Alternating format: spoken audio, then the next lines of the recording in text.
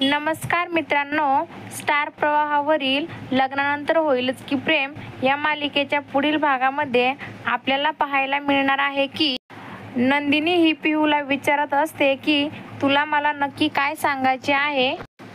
तर पिहू खूपच घाबरलेली असते व ती घाबरत म्हणते की ताई मला खूप काही सांगायचे आहे.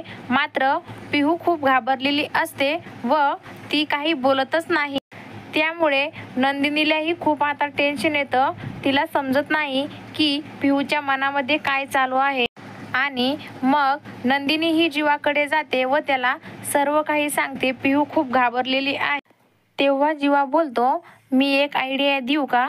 पिहू खूप घाबरलेली आहे, तिला कॉन्सिलरची गरज आहे.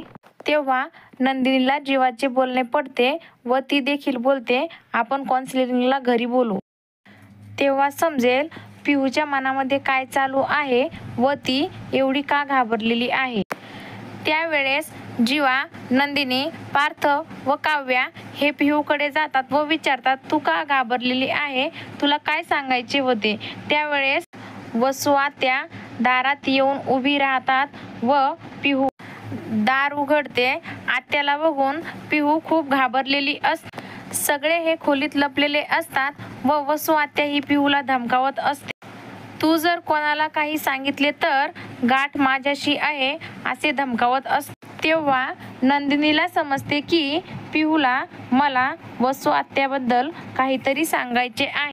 तर मित्रांनो, अशाच नवनवीन अपडेट्स बघण्यासाठी आमच्या चॅनलला लाईक, शेअर आणि सबस्क्राईब करायला विसरू नका. धन्यवाद.